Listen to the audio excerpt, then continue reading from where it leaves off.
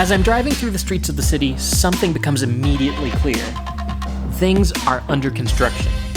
I see cranes, towers in progress, the city that is underneath the framework of the city that will be. This is Georgetown, Guyana. It's historically been a quiet capital city in one of the least populated, least visited parts of South America. And you can still feel that this place is accustomed to being a quiet place. And at the same time, you feel it evolving into something new. There's construction equipment everywhere, lots of new buildings. All this visible development just scratches the surface of what is one of the most interesting places in the world right now, economically, environmentally, and beyond. Guyana is in the middle of an incredible transformation. Guyana has traditionally been a low-profile country.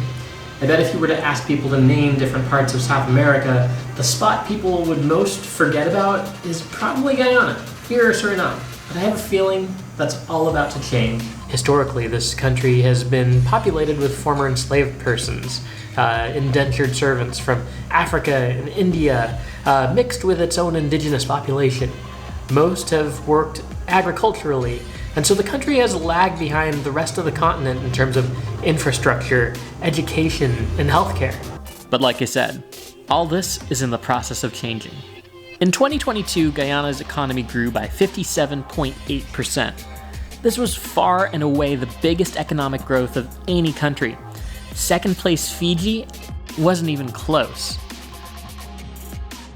All this in a year that was most prominently marked by economic insecurity for most countries on Earth. While Guyana has long been one of the poorest countries in South America, it is on track to surpass Argentina, Chile, Colombia, and Brazil en route to first place, if all goes according to plan. And if it does, by the middle of this decade, its GDP will be equal to Italy's.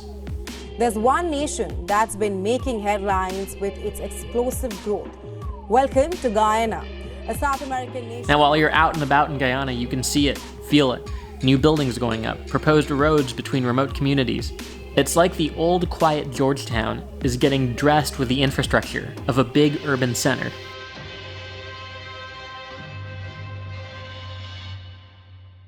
Okay, let's be real. This economic feat is impressive, but it's not the reason I came to Guyana. This is.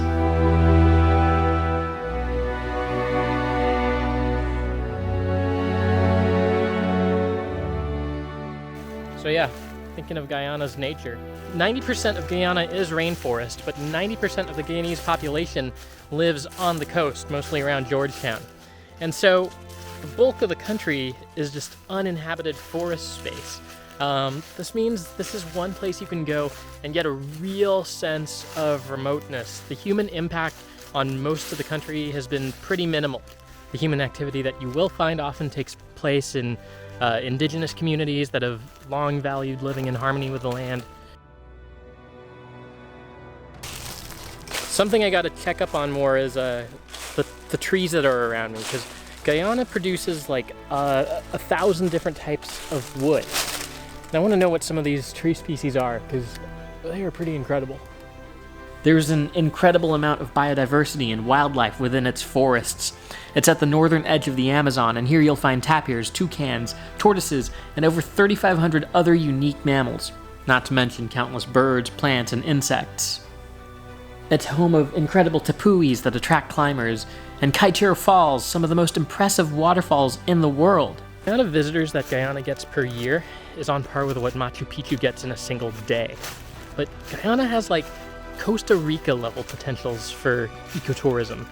Like, if you're truly in the interior in the forest, you could go weeks without encountering another human soul. Okay, I was told I needed to do a dip in this creek, and so I am, and being in the creek you can see why. Like, this thing goes into the forest. You can see the water is totally like black, and that's not a concern. At least I hope it's not. This is basically just like forest tea, right? Because all the leaves of the trees are steeping in here, and so, yeah, it's giving it this nice blackish hue. Oh, there's some really neat birds around me.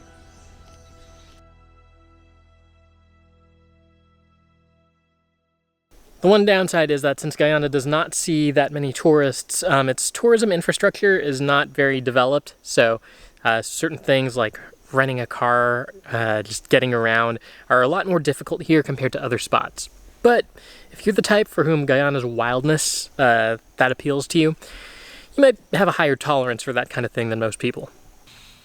Okay, so we've got this quiet, under-the-radar country that is absolutely gorgeous. It's remote, few people visit it, many people don't even know it's a country, and yet it's poised to make one of the most impressive economic advancements we've ever seen a country make. How is this about to happen?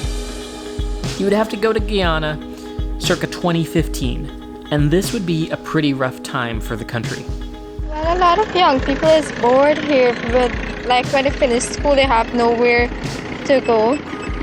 I must say, it just gets few jobs, mainly like farming. In 2015, Guyana's economic growth was basically flat, stagnant. Compared to just about any other country in South America, it lagged behind in education, healthcare, and infrastructure. It was also in the midst of an election year, which brought some of Guyana's biggest struggles to the surface. Politics plagued by corruption scandals, and tensions along ethnic lines that get really messy. The Guyanese people were really suffering, and in this year they had the world's leading suicide rate. Government officials estimate about 40% of suicides in Guyana are done by drinking agricultural pesticides. But something else happened in 2015 that would create a new trajectory for Guyana. Exxon discovered an incredible amount of oil just off of the coastal shelf of Guyana. ExxonMobil now has made 14 discoveries offshore Guyana. These recent discoveries are almost sure to thrust Guyana into the top 20 countries with proven oil reserves in the world. I can't look at this map without being reminded of the explainer video I did about Qatar and how its oil discovery led to its rapid economic rise. Guyana's oil reserves are valued at nearly $1 trillion. Based on projections for the year 2027, they'd be producing more oil than any other country by a long shot. They would be producing 3 times the amount that Qatar produces, and that's a country basically built by oil. What makes Guyana interesting, though, especially in comparison to these other countries, mostly in the Middle East, who are well known for being oil producers, is that prior to this, Guyana's biggest claim to fame was conservation and being a leader at promoting healthy ecology. All of this kind of conflicts with its oil interests just a little, if you can see that. According to President Irfan Ali, Guyana's possession of oil gives it more leverage over the oil companies than most countries have. And this revenue apparently can be used to invest in developing cleaner alternatives, while also being used for things like climate mitigation, adaptation strategies. You're kind of trading your wins and your losses. My name is Timothy. I've been covering oil for like 3 years. So essentially, the LCDS essentially helps it wants to see Guyana's the underlying principle of the statute to help Guyana to exploit its oil. Mm-hmm. Yeah, even in my own visit, I think a lot of the materials I saw just around Georgetown and elsewhere kind of pointed towards how some of the revenue generated by oil might be applied to further some environmental interests. So the concern has always been, why don't you do something else like solar? But the government is maintaining that, natural gas is essentially the bridge to transition to more reliable and cleaner energy. I suppose it's important to note that while the projections for Guyana's economy look impressive and promising, they're also not guaranteed. There's a closing window on the demand for oil in our world, which is why Guyana likely feels that it must act now. And this might be related to that previous question, is I'm curious if there's some concerns, especially kind of on the heels of COP28 and with a lot of the conversations around climate change. You see a lot of infrastructure globally shifting away from carbon-intensive things, away from fossil fuels, particularly in China and other spots. So are there concerns that investing so heavily in oil infrastructure would be short-lived as most of the world is kind of making this transition to other sources? Yeah, that is a big concern in Guyana. In fact, we actually have a group of environmentalists who constantly, or well, they're branded obstructionists by the government currently because earlier Guyana is championing this gas energy project, which will enable the country to use the natural gas coming from ExxonMobil's Liza field offshore in the offshore startup block and converting it to more reliable electricity for Guyana to use because currently our power is not reliable. And the project will also enable Guyana to slash its power costs in half. Neighboring Venezuela has also experienced an oil boom, but rather than this resulting in prosperity for its people, it partly stoked economic chaos that currently leaves it as the most economically volatile country in the Western Hemisphere other than Haiti. And then one other thing I'm curious about is how the local population has kind of seen the effects of kind of the economic rise of Guyana on a practical level. I'm also curious if there might be some concerns of some people term it the resource curse, right? Which I think is something we've seen as close as Venezuela, where there is an abundance of a natural resource, but it doesn't exactly it isn't felt as a benefit by everyday individuals necessarily. I talked to a lot of local people, and the number one thing they want to say is that, we are not feeling the effects of the oil. We're hearing all of these big accolades that they have, but it's not translating into money in their hands. They're not seeing that. Regarding the resource curse, some people might argue that it is in Guyana, like perspective, but there has been no evidence. Essentially support it. Also, speaking of Venezuela, did you know they're also trying to claim some of Guyana's oil-rich lands? This is really recent and ongoing stuff as of the time of my visit, but kind of adds a whole nother dimension to this conversation. As Venezuela threatens to annex more than half of the country of Guyana. This is a direct threat to Guyana's territorial integrity, sovereignty, and political independence. I want to say this.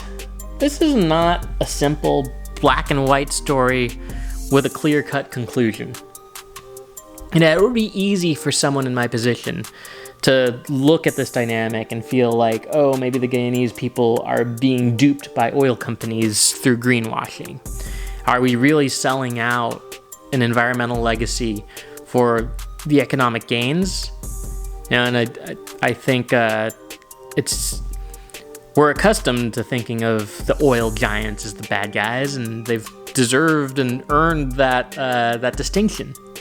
But I don't feel easy at all looking at this with a sense of superiority. I've never lived through conditions similar to what the Guyanese people lived through in 2015. I come from a place of privilege, especially by global standards. To see the standard of living in your home country go from extremely difficult and depressing to something that's booming and encouraging, I imagine anyone would be excited by that prospect. It is too easy for me to underrate and underestimate that excitement, that sense of hope. For the most part, I've always lived in economic comfort, and that's because of the country I live in. And that country is what it is, partly because of the exploitation of natural resources and human labor. So all I can say is this: time will tell how things will unfold for Guyana, and really for all of us. It's been one of the world's quietest countries for so long, but now it's about to make a big splash. It's a beautiful place, and there's a lot going on.